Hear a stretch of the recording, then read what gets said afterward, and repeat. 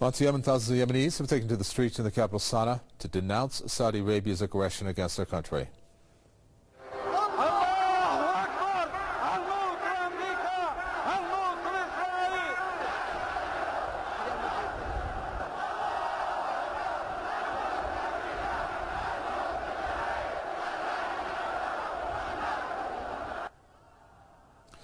Protesters chanted slogans against Saudi Arabia and its allies and said that their country will never accept humiliation.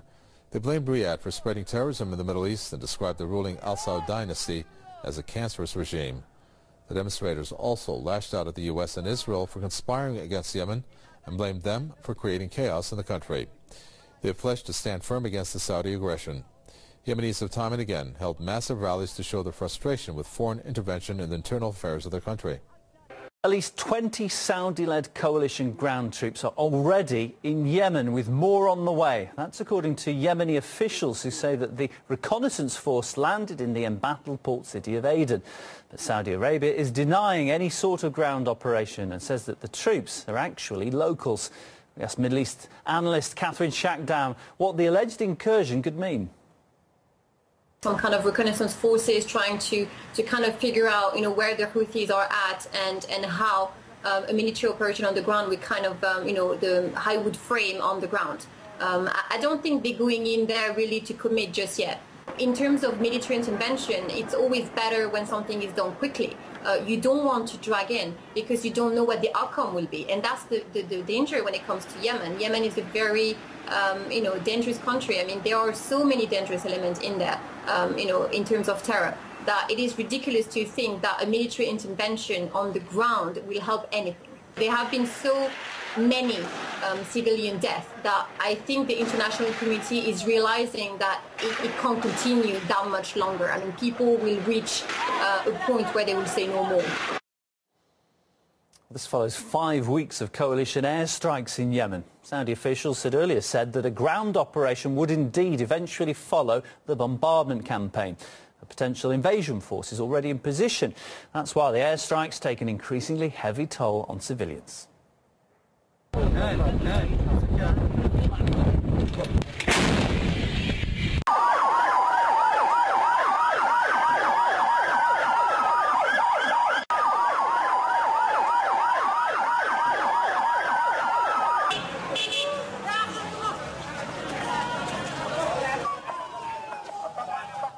The Saudi-led coalition has used banned weapons in Yemen on at least 2 occasions. That's according to Human Rights Watch, which says that cluster bombs were dropped near residential areas. The munitions inflict widespread damage on impact, but they can also pose a long-term hazard to civilians. The use of such bombs was prohibited by most of the international community back in 2008. We'll get more on this now by speaking to Stephen Goose, Executive Director of the Arms Division at Human Rights Watch. Stephen, thanks so much for joining us. Saudi Arabia has repeatedly denied using cluster bombs in Yemen. As I understand it, it isn't actually bound by the Convention on Cluster Munitions. So what could they be afraid of? Saudi Arabia is one of the countries that has not yet joined up to the treaty that comprehensively bans these weapons. Most of the world has signed up to it, but Saudi Arabia and many others in the Middle East have not. But this is the latest example of, as you've already pointed out, Saudi Arabia's disregard for civilian populations during the course of this operation. Perhaps one of the more egregious examples of their disregard, because these are weapons that the rest of the world has rejected. Now, the cluster bombs themselves, the suggestion has been that these were made in America. The US also didn't join the international ban on the use of cluster bombs, but what about the sale of them? Is that not prohibited? The U.S. has an export prohibition in effect, has been for a number of years, which points out they know that these are dangerous weapons. But these particular cluster munitions, which are some of the more high-tech varieties of cluster munitions, are exempted from the U.S. export ban. And the U.S. has provided them to both Saudi Arabia and to the United Arab Emirates, which is also part of the Coalition Act. In fact, we're not sure which of the two of them used cluster munitions in these attacks in April. And as we've already said, around 160 or so countries around the world signed up for banning the use of these weapons. They're considered to be pretty horrific. What kind of action could they take in a situation like this? I mean, can anybody be held accountable? Well, we think that it's important that all of those who have signed the treaty speak out against this. It's important to stigmatize any use of these weapons in any circumstance. They just should be seen as beyond the pale, the way you would view chemical weapons or biological weapons. They should never be used by anyone, anywhere, anytime. So international outrage at this latest use of cluster munitions is really important. And as you just said, I mean, there really isn't any kind of... Oh, and Stephen, are you still there? OK. Can you still hear me, Stephen? Yes, I can hear you fine. Oh, you're back. I think we just lost you there momentarily. It was pretty clear from what you just said. You cannot see any justification, any conditions where you would be able to use cluster bombs. So why are they still being used? I mean, is it just because they are horrifically effective? No, they're not effective. In fact, that's one of the reasons why we have the ban. Militaries around the world took a look at what the utility had been and decided that the humanitarian impact far outweighed any potential military benefit. These are so bad because they get you both coming and going. They are very dangerous to civilians and, in fact, to soldiers when they're first used because they spread out over such a wide area, more than a football field, and kill or injure anybody in that area. And then many of them fail to explode on impact the way that they're designed, and then they become essentially landmines that sit there and wait for a civilian or a soldier to come along, and it may be your own soldier. If Saudi Arabia is putting boots on the ground, they may encounter leftover cluster munitions that didn't work the way they were supposed to. Stephen, thank you so much for coming on to speak to us on RT. Live from Virginia, that's Stephen Goose, Executive Director of the Arms Division at Human Rights Watch. Thank you. Now, as we've said, Saudi Arabia, Yemen and the US did not join 116 other countries in signing up to the treaty which banned cluster bombs. Human Rights Watch described the damage that these weapons can cause. A cluster munition attack disperses small bombs, submunitions over a large area, and if there are civilians in that area, they will likely get killed and injured. They often fail to explode, so they become de facto landmines that pose a threat to civilians.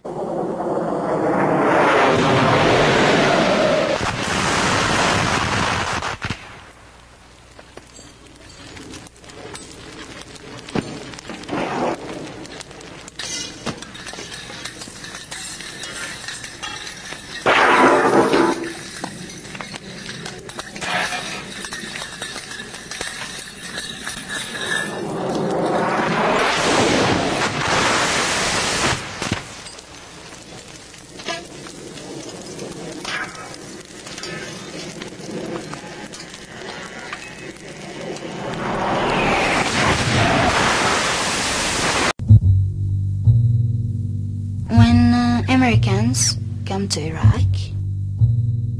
My brother take one from the cluster bombs. He thought that it was a game. I was not with them. I was a little back. That's why I live now. It was very bad day.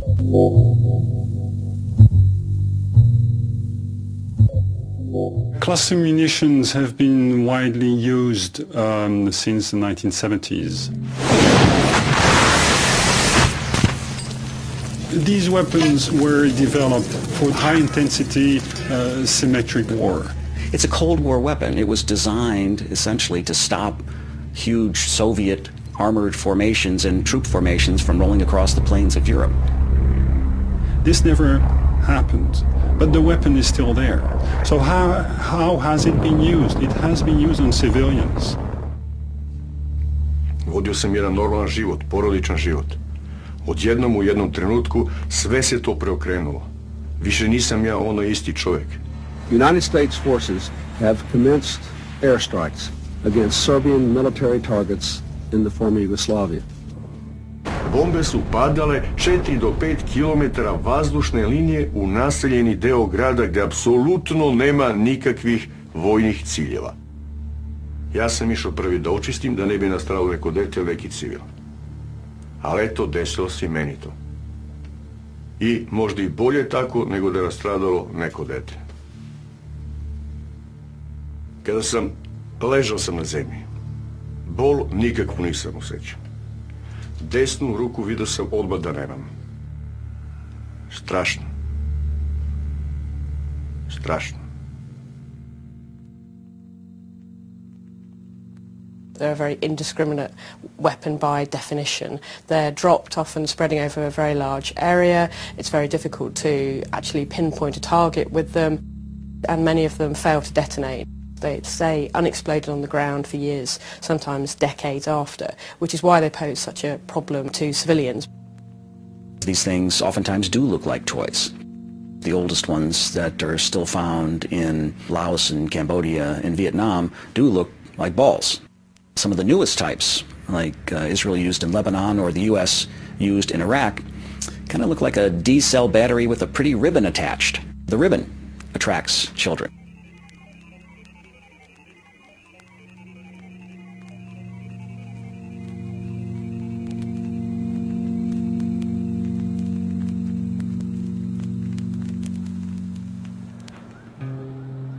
Together we have achieved a goal many thought was impossible. For it's truly an important event for everybody, but especially for all the people who are affected by cluster munitions or could be affected in the future.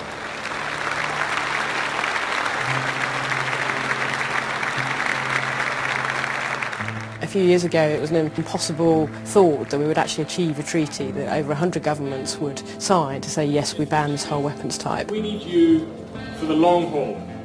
This is only the beginning. The campaign to ban cluster bombs has been a global coalition, so we've got many individual contributions.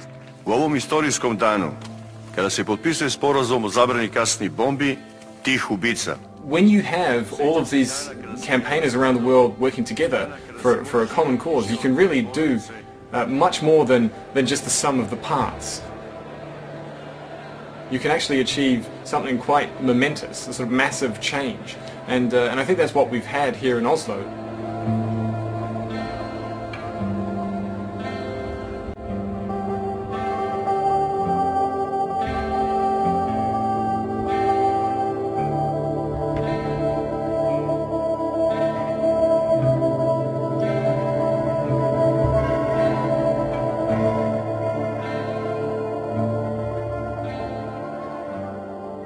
I have 65% from my body, brand. I don't want to be ugly. I want to be very beautiful. I want to live some other children.